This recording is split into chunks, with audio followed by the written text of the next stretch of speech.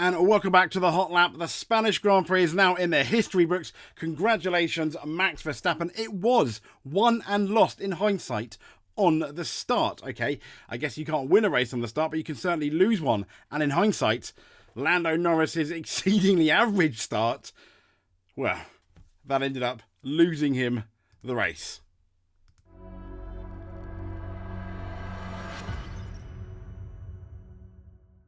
So a big congratulations to Max Verstappen, who is the reigning champion of Spain. I mean, he's won it. This is now the third time in a row, but it was only by 2.2 seconds.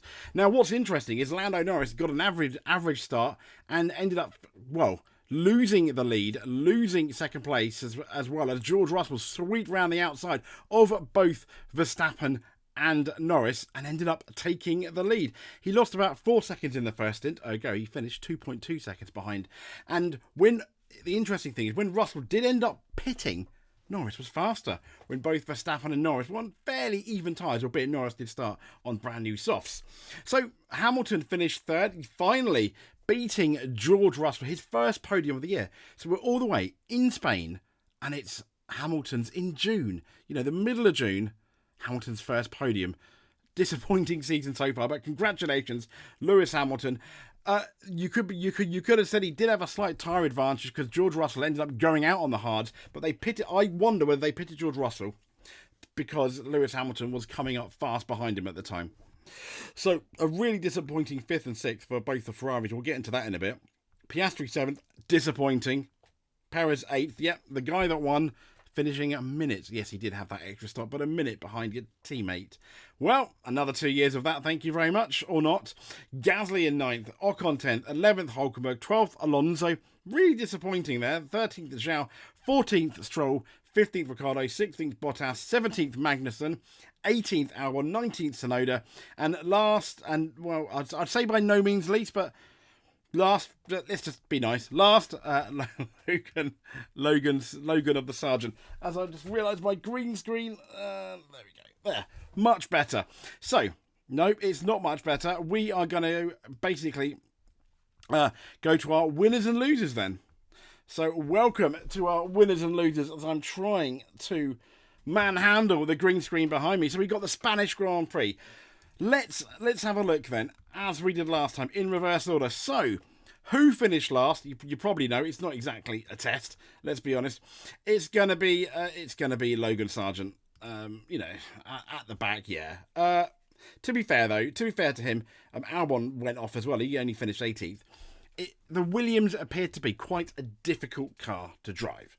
To be fair to Logan Sargent, so I don't think we can be too negative about it. But one thing we can be, I think, fairly negative about, in my opinion, is I was just going to say, is not Logan Sargent, is this team here, Yuki Tsunoda and RB. I mean, what on earth? They bring in this update. It's meant to be quite good.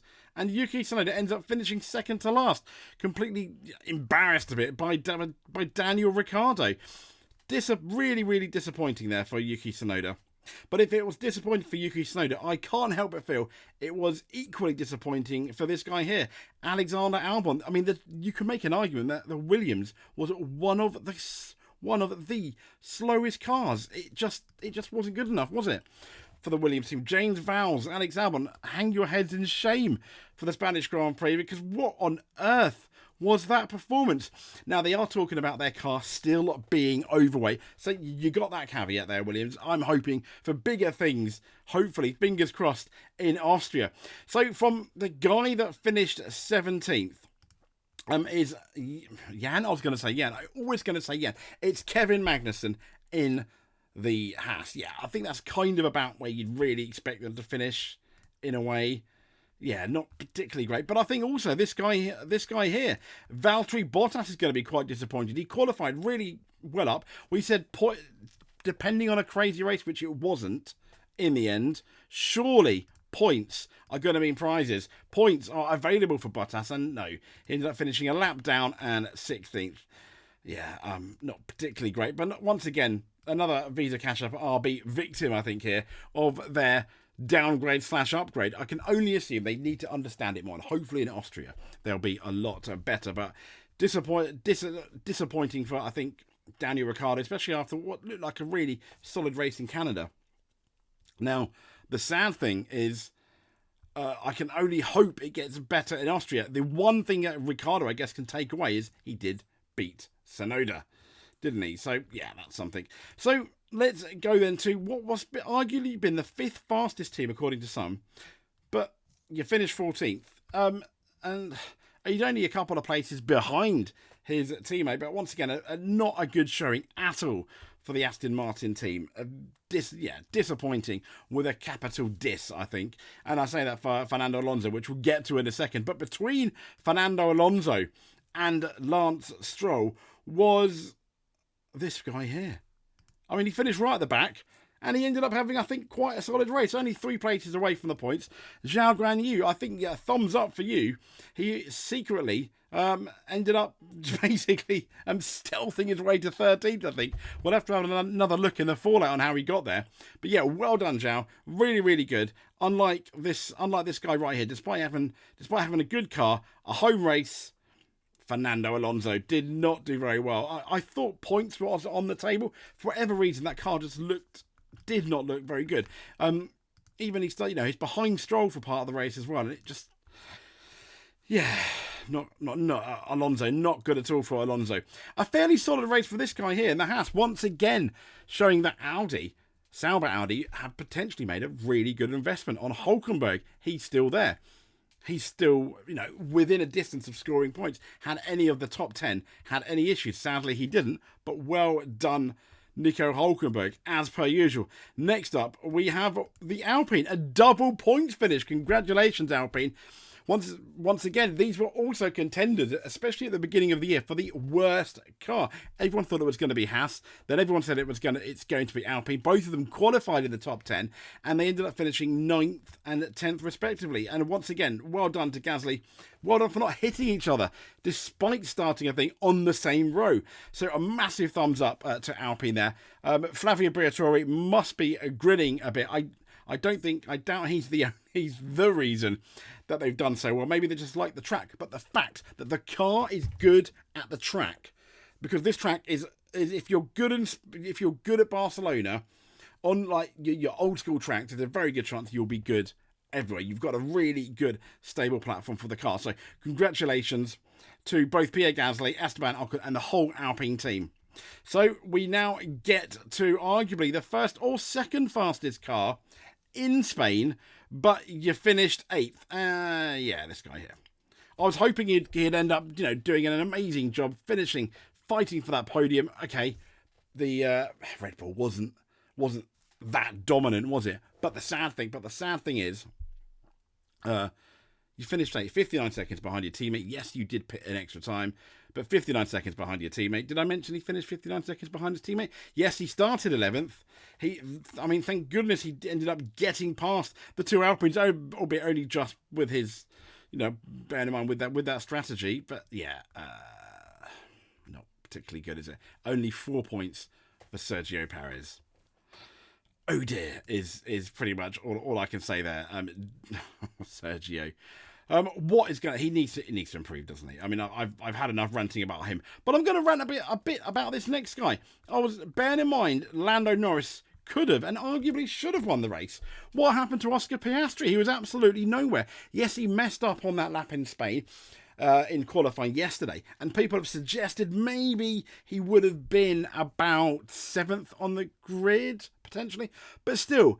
Massively disappointing race for Oscar Piastri. A couple of good overtakes, but yeah, he was definitely at the back of that front grid of the front part, the front part of the pack. And talking about the pack, it was Mr. Sainz here. So a good race, a solid pass on your teammate, risky, boshing wheels. Fair enough. I mean, it was on the tough side of racing. I don't think a penalty needed to ensue, but then. The minute it was done to him, straight on the radio and tears, with Lewis Hamilton and what was a similar situation. But Ferrari in general, I mean, really disappointing. Both Sainz and Charles Leclerc. I mean, you've got what, fifth and sixth. They did not come to Spain to finish fifth and sixth. They came to Spain to fight for the win, to fight for the podiums. So you have to wonder what is going to happen in Austria. Is Ferrari now the third fastest car, where it was the fastest car, you know, at Monaco, for example? It was solid in Australia, albeit Max Verstappen did retire there. So yeah, you start to wonder, don't you? Most really. So George of the Russell. Yep. Yeah. I mean, you started fourth. One of the moves of the day, round the outside. You passed Lewis, who got an absolutely shocking start. Lando Norris, an exceedingly average start. Max, a fairly, a solid start, but not as solid as George Russell, who swooped round the outside, took the lead, albeit for only about a lap.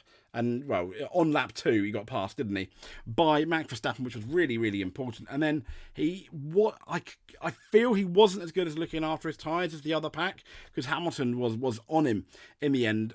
And Hamilton's race pace, again, showing that he's a tiny bit still faster than George Russell, particularly at Spain, which is a track that he likes. So it's going to be interesting to see what's going to happen in Austria. But a solid result, I want to say, for George Russell. He finished where he started, I guess. So, solidly average then, maybe. I don't know. But then Lewis Hamilton, I mean, you have to wonder, he made it difficult for himself by being behind both the Ferraris going into that first corner. But then it shows you how good this guy is, passing the Ferraris by the time we got to, turn 3 and 4. And then losing out to George Russell behind him. And it was fairly average, wasn't it? They did keep him out for a bit longer. But yeah, a solid day for Lewis. He'll be happy with the third. And I think when you look at both Mercedes, 17 seconds behind the leading two? I don't think you could have expected any more from Lewis Hamilton whatsoever. That was about the maximum, I think. But this guy here, so many people said man of the race. In terms of the fastest car and driver package, absolutely. He was. I mean, unlike Perez and Piastri, the front two, Verstappen and Norris, showed what their car can do in their hands. Now, the issue is, should he have won it? I think so. More so even than Canada. He had the pace. When George Russell, when he got past George Russell, he started to close on Verstappen. And then they did that long run, and he took a bit too long to get past the Mercedes in that second stint. Did Lando Norris, and that was the issue there. And unfortunately, that didn't, I think, cost him. What cost him was being behind George Russell at the beginning of the race, and that cost him about 4 seconds ago. He finished 2.2 behind. We don't know how much Max had left in the tank. I think his tyres may have been a bit on the I'm quite worn side. So I'd like to think Norris and Verstappen, it would have been a ding-dong battle. I don't know who was going to win. Lando Norris a bit on the naughty side at the start, pushing Max pretty much off the track, but penalties, you don't normally see that at the start. The one good thing about that, if there is a good thing of pushing, which normally there is, but it does show that one of my biggest criticisms of Lando Norris is the fact that he's not aggressive enough. So this time maybe too aggressive, but he does show he does have that aggression in him, which you could argue might be a sort of positive, but just a bit too much at the start, causing Verstappen to go on the grass. So not bad. And let's talk about, I mean, I think the man of the race, Norris just misses it because to beat Max Verstappen in that Red Bull at the moment, you need to be perfect. Norris was 99% because of that 1% at the start, I think.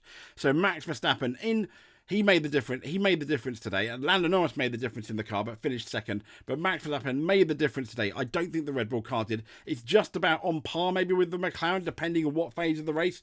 But well done, Max Verstappen. Another victory, but this time, like Canada, a well-earned victory. We're not, doing those late 22, pretty much all the way through 2023, easy victories that are, not where he doesn't really break much of a sweat. He earned this one. So I just wanted to say congratulations, Max Verstappen, definitely our man of the race. So that's pretty much the winners and losers, with the big winners being Max. A sort of winner and loser being Lando on the start. I think Hamilton a winner. The big losers, I mean, Ferrari definitely. Visa Cash App RB definitely as well. And that, I think Alexander Albon really disappointing. The other winners, I'd like to say, is Alpine. How well did they do? It was absolutely fantastic. So congratulations to Alpine. You boys did really well. And a congratulations to Max Verstappen. Now, let's have a look, though, at how this changes that championship standing, shall we? So, we have Verstappen with 219 points. Norris now in second place in the championship on 150. Max is still the favourite, unless it's their behind a disaster. Leclerc in third. Sainz in fourth. Perez in fifth on 111. I mean, Max Verstappen already has... Wow, he's nearly got double the amount of points as Sergio Perez has. The guy you've signed for 2 years, might I add. Piastri in 6th on 87. Then you got Russell and Hamilton on 7th and 8th respectively on 81 and 70. Alonso in 9th on 41. Tsunoda on 19 and 10th. Stroll on 17. So Alonso's got double... has double the points. Well, are you surprised? But having said that, Alonso's pace at the moment, since he's signed the contract, it's almost like he's become Fernando Stroll. We've got 12th, Danny Ricciardo on 9. 13th, Ollie Behrman, yeah, not bad. 14th, Hulkenberg. 15th, Gasly on 5. Ocon and Albon on 16th and 17th on 3 and 2 points respectively. We've got 18th for Magnussen, and then people scoring no points. Once again, the Kick Sauber Ferrari, nil points, and Sargent on nil points. Yeah, and our Albon isn't last of the points scored. That's obviously Magnussen. What does it mean for the teams championship? Well, Red Bull, it's looking a bit closer than the drivers, I think, going into the rest of the season. 330 points, but Ferrari on 270, 237. McLaren, Mercedes, them fighting with the Red Bull. It's like 2010 all over again. And Mercedes in 4th on 151. In 5th, we've got Aston Martin on 58.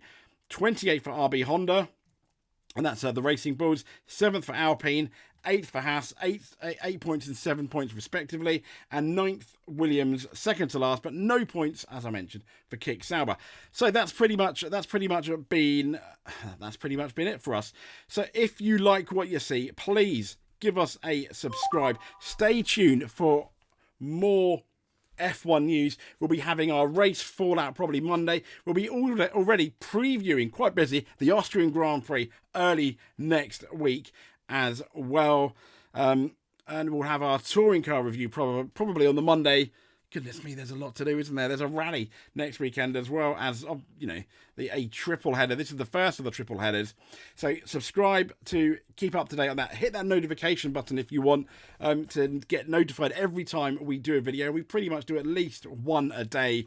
We'll speak to you soon. Once again, thank you so much for watching. Really appreciate it.